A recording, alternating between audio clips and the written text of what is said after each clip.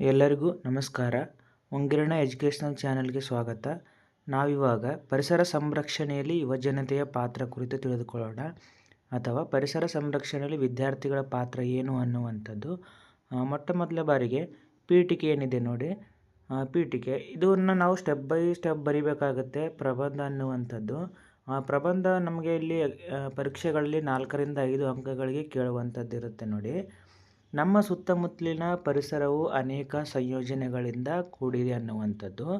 ಪರಿಸರವು ನಮ್ಮ ಜೀವನದ ಅತ್ಯಗತ್ಯ ವಸ್ತುವಾಗಿದೆ.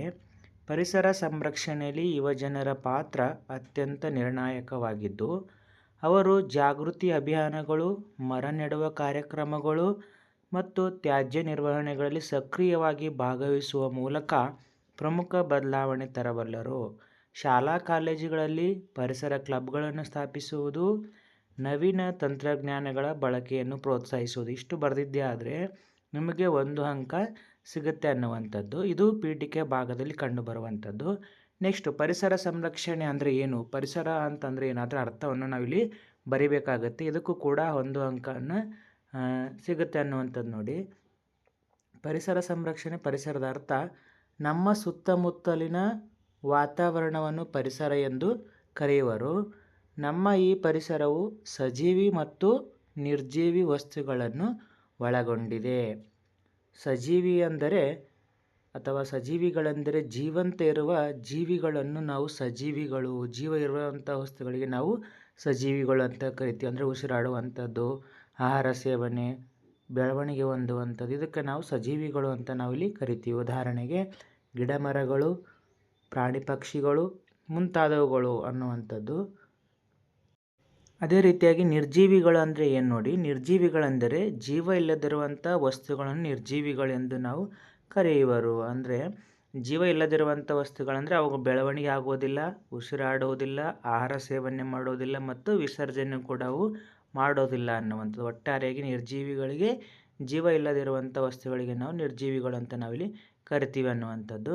ನೆಕ್ಸ್ಟ್, ವಿವರಣಾ ಭಾಗ ನೋಡಿ. ಇದನ್ನು ನಾವು ಪ್ರಬಂಧದ ಹೃದಯ ಭಾಗ ಅಂತ ನಾವು ಇದನ್ನು ಕರಿತೀವಿ ನೋಡಿ. ಇದನ್ನು ನಾವೇನಂತ ಕರಿತೀವಿ ಅಂದರೆ ಪ್ರಬಂಧದ ಹೃದಯ ಭಾಗ ಅಂತ ನಾವು ಇದನ್ನು ಕರಿತೀವಿ ಅನ್ನುವಂಥದ್ದು. ನಮಗೆ ಯಾವ ರೀತಿಯಾಗಿ ಹಾರ್ಟ್ ಇಂಪಾರ್ಟೆಂಟ್ ಆಗಿದೆಯೋ ವಿಷಯ ವಿವರಣೆ ಅನ್ನುವಂಥದ್ದು ಕೂಡ ಅಲ್ಲಿ ಇಂಪಾರ್ಟೆಂಟ್ ಆಗಿದೆ ಅನ್ನುವಂಥದ್ದು.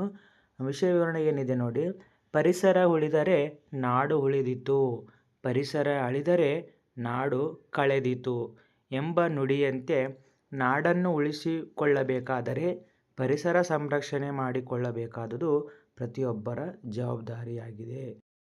ನೆಕ್ಸ್ಟ್, ಮುಂದಿನ ಪಾಯಿಂಟ್ ಏನಿದೆ ನೋಡಿ, ಮಾನವ ಪರಿಸರದಲ್ಲಿ ಬದುಕುತ್ತಿರುವುದರಿಂದ ನಮಗೆ ಅನೇಕ ಅನುಕೂಲಗಳನ್ನು ಈ ಪರಿಸರ ಒದಗಿಸಿಕೊಟ್ಟಿದೆ.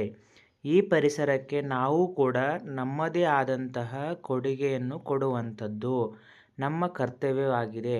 ನಮ್ಮ ಪ್ರಕೃತಿ ಚೆನ್ನಾಗಿದ್ದರೆ ನಾವು ಚೆನ್ನಾಗಿರುತ್ತೇವೆ.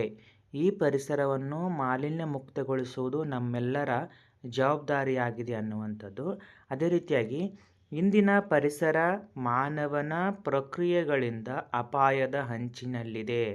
ಮಾನವ ನಿರ್ಮಿತ ಚಟುವಟಿಕೆಗಳಿಂದಾಗಿ ಪರಿಸರದ ಪರಿಸ್ಥಿತಿ ಗಂಭೀರವಾಗಿದೆ ಅನ್ನುವಂಥದ್ದು. ಇಷ್ಟು ವಿವರಣೆ ಬರೆದು ಇನ್ನೊಂದಿಷ್ಟು ಇಲ್ಲಿ ವಿವರಣೆ ನಾವಿಲ್ಲಿ ಬರಿಬೇಕಾಗತ್ತೆ ಅನ್ನುವಂಥದ್ದು. ಇನ್ನು ಏನಿದೆ ನೋಡಿ ವಿವರಣೆ, ಹಸಿರೇ ನಾಡಿನ ಉಸಿರು ಅನ್ನೋದು ಈ ರೀತಿಯಾಗಿರುವಂಥ ಕೊಟೇಶನ್ಗಳನ್ನು ನೀವು ಇಲ್ಲಿ ಬರೆದಿದ್ದೆ ಆದರೆ ಅದನ್ನು ಬರೆದ ನಂತರ ಅಂಡರ್ಲೈನಲ್ಲಿ ನಾವಿಲ್ಲಿ ಮಾಡಬೇಕಾಗತ್ತೆ ನೋಡಿ. ಈ ರೀತಿಯಾಗಿರುವಂಥದ್ದು, ಹಸಿರೇ ನಾಡಿನ ಉಸಿರು, ಹಸಿರೇ ಇಲ್ಲದಿದ್ದರೆ ಉಸಿರು ಉಳಿದಿತ್ತು ಹೇಗೆ, ಆದ್ದರಿಂದ ಪರಿಸರ ಸಂರಕ್ಷಣೆ ಮಾಡುವುದು ಪ್ರತಿಯೊಬ್ಬರ ಜವಾಬ್ದಾರಿಯಾಗಿದೆ ಅನ್ನುವಂಥದ್ದು. ಈ ಪರಿಸರ ಸಂರಕ್ಷಣೆಯಲ್ಲಿ ಯುವಜನತೆಯ ಪಾತ್ರಗಳು ಏನು ಅನ್ನುವಂಥದ್ದು ನೋಡಿ. ಮೊದಲನೇದಾಗಿ ಸಾಮಾಜಿಕ ಮಾಧ್ಯಮ ಮತ್ತು ಸಮುದಾಯ ಕಾರ್ಯಕ್ರಮಗಳ ಮೂಲಕ ಹವಾಮಾನ ಬದಲಾವಣೆ, ಮಾಲಿನ್ಯ ಮತ್ತು ನಷ್ಟದ ಬಗ್ಗೆ ಜಾಗೃತಿ ಮೂಡಿಸುವುದು. ಜನರಲ್ಲಿ ನಾವು ಜಾಗೃತಿಯನ್ನು ಮೂಡಿಸಬೇಕಾಗುತ್ತೆ ಅನ್ನುವಂಥ ಪಾಯಿಂಟ್ಸನ್ನು ನಾವಿಲ್ಲಿ ಬರೀಬೇಕಾಗತ್ತೆ.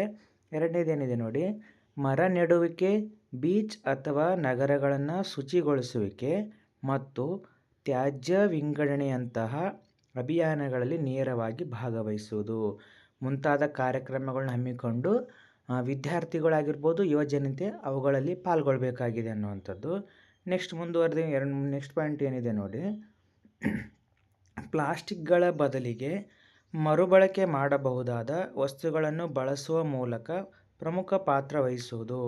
ಇದು ಕೂಡ ಪ್ಲಾಸ್ಟಿಕ್ ಬಳಕೆಯನ್ನು ಕಡಿಮೆ ಮಾಡಿ ಅದರ ಬದಲಿಗೆ ಮರುಬಳಕೆ ಆಗುವಂಥ ವಸ್ತುಗಳನ್ನು ಬಳಕೆ ಮಾಡಿ ಅವುಗಳನ್ನು ಕೂಡ ಜನರಿಗೆ ಬಳಸುವಂತೆ ಹೇಳಬೇಕಾಗಿರುವಂತಹ ಕರ್ತವ್ಯ ಕೂಡ ಯುವ ಜನತೆ ಮೇಲಿದೆ ಅನ್ನುವಂಥದ್ದು.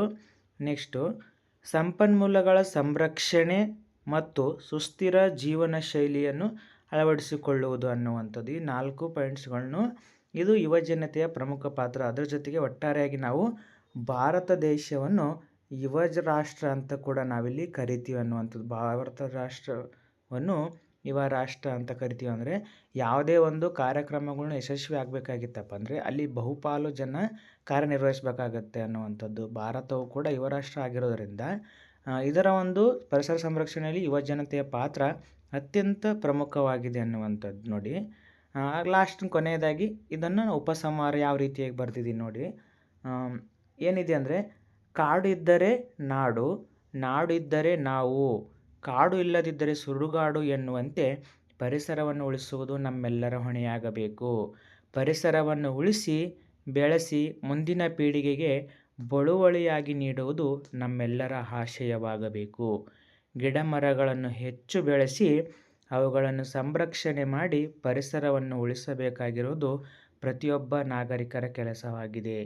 ಉಸಿರಾಡಲು ಶುದ್ಧ ಗಾಳಿಯನ್ನು ಕೊಡುವ ಈ ಪರಿಸರಕ್ಕೆ ನಮ್ಮದೇ ಆದಂತಹ ವಿಶೇಷ ರೀತಿ ಬಳುವಳಿಯಾಗಿ ಅದನ್ನು ನಾವು ಸಂರಕ್ಷಣೆ ಮಾಡಬೇಕು ಅನ್ನುವಂಥದ್ದು. ಇಷ್ಟು ಈ ಪರಿಸರ ಸಂರಕ್ಷಣೆಯಲ್ಲಿ ಯುವ ಜನತೆಯ ಪಾತ್ರ ಅಥವಾ ಪರಿಸರ ಸಂರಕ್ಷಣೆಯಲ್ಲಿ ವಿದ್ಯಾರ್ಥಿಗಳ ಪಾತ್ರ ಅನ್ನುವಂಥದ್ದು ವಿವರಣೆ ಆಗಿದೆ. ಮುಂದಿನ ವಿಡಿಯೋದಲ್ಲಿ ಮತ್ತೊಂದು ವಿಡಿಯೋ ಜೊತೆಗೆ ಸಿಗೋಣ. ಧನ್ಯವಾದಗಳು.